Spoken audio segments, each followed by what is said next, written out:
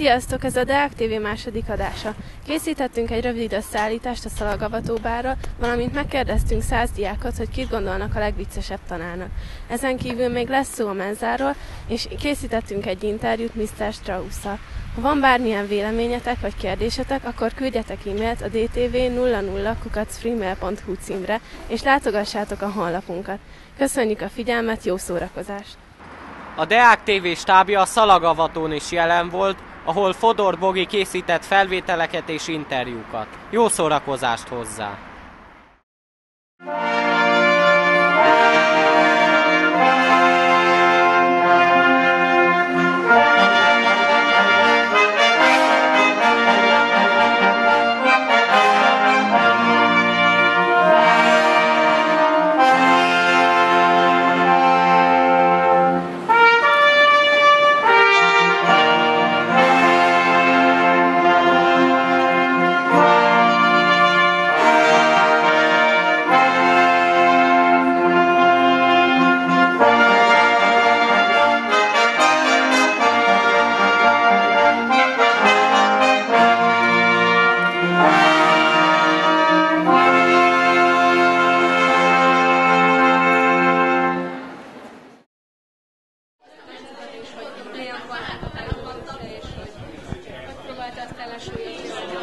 És milyen hangulatban teltek a próbáitok?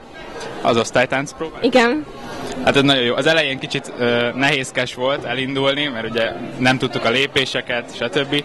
De utána, amikor már kezdett alakulni a dolog, akkor mindenki örült, hogy meg lesz a tánc, meg minden. Utána a végén megint lefele ment a hangulat, mert kezdtük unni az egészet. Aztán most lesz a tetőpont. Úgy hallottam, hogy a táncpróbák nagyon jó hangulatban teltek, és mindenki dicsérte a tánctanárt, úgyhogy arra lennék kíváncsi, hogy neked milyen volt velük dolgozni. Hát nagyon jó volt a csapat, úgyhogy nagyon megkönnyítették a dolgomat, nagyon jó volt velük dolgozni, nagyon kreatívak voltak, ami nagyon sokat jelent. Ahhoz képest főleg, hogy kedden reggelente fél 8-kor próbáltunk, ami szerintem igen megterhelő lehet egy 18 éves, nem csak egy 18 évesnek, nekem is pedig már több éve foglalkozott tánccal, úgyhogy nagyon jó volt velük dolgozni. És nagyon sok volt az ellentét köztük, amikor próbáltak meg magában a tánc megszervezésében? Nem, abszolút nem. Egyébként általában nem egy könnyű feladat így az utolsó évben bármi. Akár ha csak a ballagó ruhától kezdve bármit nézünk, az osztálytáncra is egy vonatkozik, viszont ők egy abszolút kész ötlettel álltak elém, hogy ők a hert választották. A zenéket is kiválasztották, hogy ugye abszolút egységes volt a képük arra, hogy mit szeretnének. Nagyon tudatosak voltak.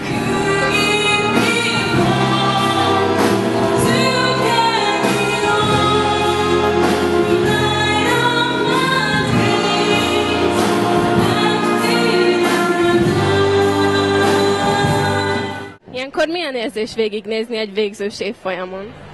Megmondom őszintén, ez nagy pillanat az ember életében, nem csak a végzősöknek, hanem nekünk pedagógusoknak is, hiszen ti ezt sokszor nem érzitek, vagy nem gondoljátok, de mi ugyanúgy szurkolunk, drukkolunk, aggódunk, értetek, mint a szüleitek. Így jó érzés látni azt, amikor önfeledten szórakoztok, és egy jól sikerült produkcióval megörvendeztettek mindannyiunkat. Nagyon jó érzés volt. A próba hetei milyen hatással voltak a diákokra, hogy esetleg? Mint minden ilyen rendezvénynek kétfajta hatása van, pozitív és negatív egyaránt. Az osztály közösségére természetesen pozitívan hatott, hiszen a közösen végzett munka végül is meghozta a gyümölcsét.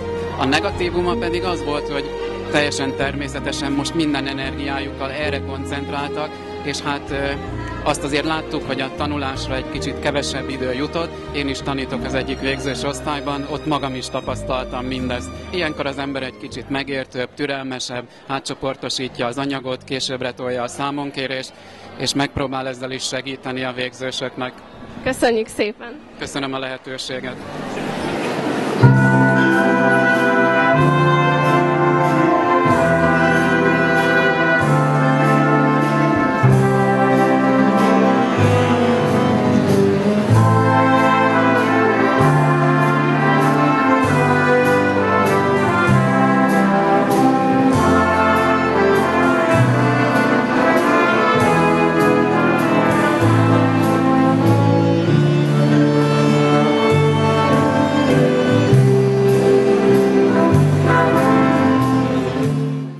veszi észre a tanárnő, ilyenkor a diákok feszültebbek, vagy felszabadultabbak, idegesebbek? Úgy tűnik nekem, hogy ilyen kíváncsi izgalommal várják, és hát nagyon jó őket nézni, izgatottak, az biztos.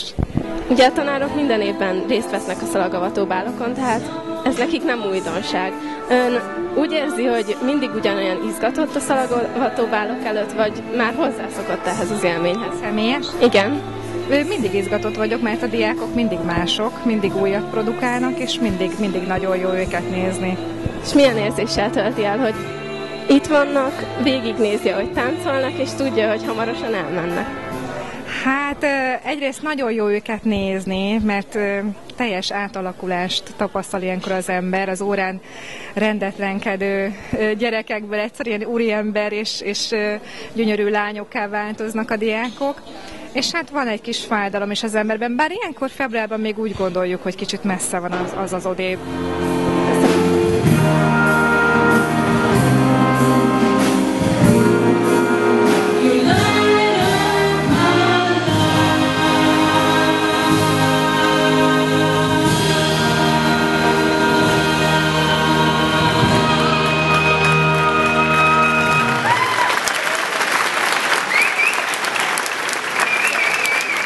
Ugye a tanárok minden évben részt vesznek a szalagavató bálon, ez nekik nem igazán újdonság. Ön hogy érzi, hogy ehhez hozzászokott, vagy pedig mindig izgatottan várja? Hát az túlzás lenne, hogy izgatottan várom, mert hogy minden évben tényleg itt vagyok. Viszont hát mindig vannak tanítványaim, és akkor számomra az érdekes, hogy megnézem, hogy ők hogyan lettek 12-esek, mert emlékszem ilyenkor arra, hogy milyenek voltak, amikor 9-esek voltak, és akkor ilyen jó látni, hogy okos, nagy és ügyes felnőttek lettek belőlük. Ilyenkor mindenki nagyon szépen fel van öltözve, kicsinosítja magát. Felismerik őket első látásra, vagy nem mindenki? Most azért abszolút felismerhetőek, most már nem divat az ilyen erős mink, meg ilyen nagy tornyos hajak, és ez szerintem még jobb. Ön táncolt ugye a tanárdiák táncoknál, és arra lennék kíváncsi, hogy nem léptek el esetleg a lábára. Nem léptek a lábamra. Köszönjük szépen! Nagyon szívesen.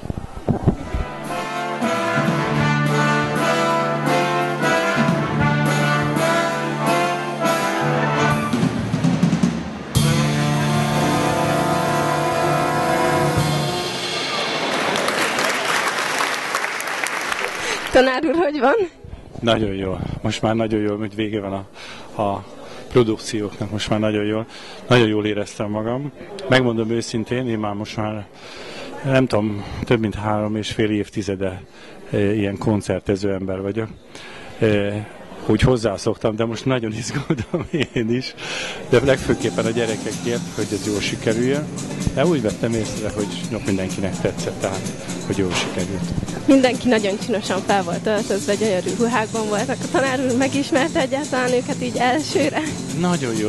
Én sokszor meg kell néznem még egyszer, amikor rám köszönnek, hogy jó estét kívánok, hogy hú, ez tényleg ki is, de szép. És mindig csak farmerbe, pólóba látom a hétköznap, és most milyen gyönyörű, igazi nőies ruhákba, az urak öltönybe, nyakkendőbe, tehát szerintem ezt, hogy sűríteni kéne az ilyeneket.